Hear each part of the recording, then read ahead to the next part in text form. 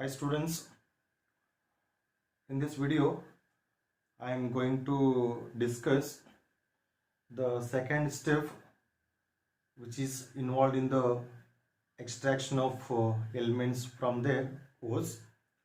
Already I have discussed step number 1, that is concentration of ore, and today in this video I am going to discuss the second step, that is conversion of ores into oxides. Step number 2, conversion of ores into oxides.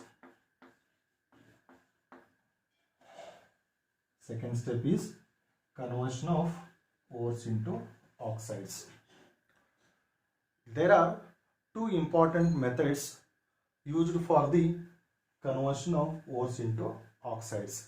There are two important methods are used for the conversion of ores into oxides. Number 1, roasting. This is one method for the conversion of ores into oxides. And another one, calcination. Another one is calcination. There are two important methods for the conversion of ores into oxides. First one, roasting, and second one, calcination. We'll discuss one by one. So first one, roasting. We'll discuss roasting. See here, starting you have ore, and that ore after concentration, basically you are having ore, and that ore containing, that is metal and ganj. After concentration, after the concentration of ore, you are getting concentrated ore. Concentrated ore. Or concentrated ore. So for concentration of ore, you have different methods. Physical methods are there, chemical methods are there. In physical method, there are three physical methods are there: hydraulic washing method, magnetic separation method, oil flotation process or froth flotation process is there, and chemical method, that is leaching method is there. After concentration, you are getting concentrated ore. Here in this concentrated ore, again metal is there and some amount of again ganj particles are present. So now in second step we have to convert ores into oxide. So for that we are having two methods, that is roasting and calcination. And roasting means, see here, roasting means it is a process of heating the concentrated ore. It is a process of heating the concentrated ore, not ore, concentrated ore. It is the process of heating the concentrated ore to a higher temperature. The process of heating the concentrated ore to a higher temperature below their melting point of the metal. Below their melting point of metal. So here in this concentrated ore, one metal is there, and that metal is having its own melting point. Okay, and you have to heat the concentration, and you have to heat the concentrated ore, and that heat must be less than, the temperature must be less than the melting point of the metal. That temperature should be less than the melting point of the metal. Otherwise, if you give more amount of heat, if you give more amount of temperature, the metal which is present in concentrated ore so melts and get evaporates. Therefore, your temperature should be, or your heat should be less than the melting point of the metal which is present in a concentrated ore. See, I will repeat the definition.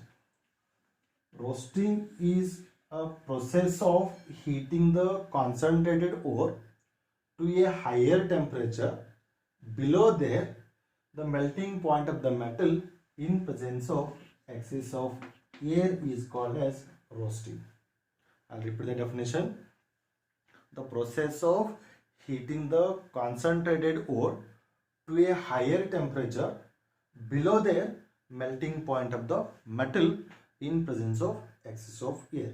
So important condition is you have to heat the concentrated ore, but keep in mind your heating or your temperature should be less than the melting point of that metal which is present in a concentrated ore.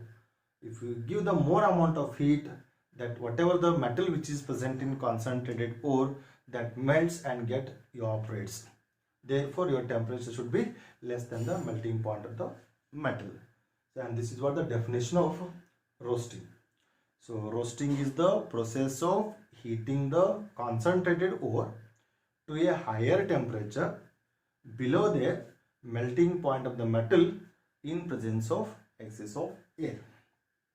Now during roasting some changes takes place. What are the changes takes place during roasting then? So during roasting, moisture escapes. During roasting, first changes is moisture escapes. If there is any moisture is present in the ore, that moisture escapes. Second, mass of the substance becomes porous. Means the ore becomes porous, it becomes powder. First changes is moisture escapes. Second change is the mass of the substance becomes porous. And if third changes, and if any impurities, the poisonous impurities like sulfur, phosphorus, arsenic, they are present, they are get oxidized to their volatile oxides.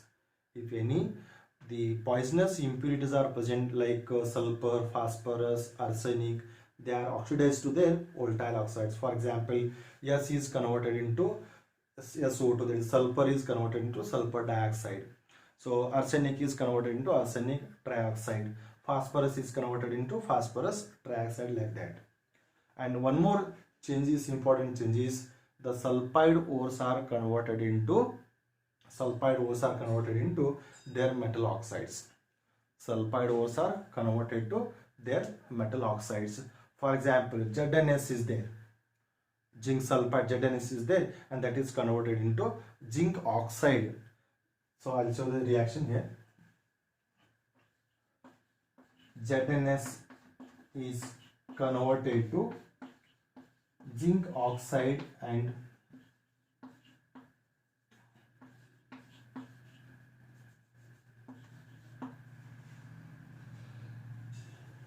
ZnSO2 zinc oxide, means sulfide ores are converted into their metal oxides.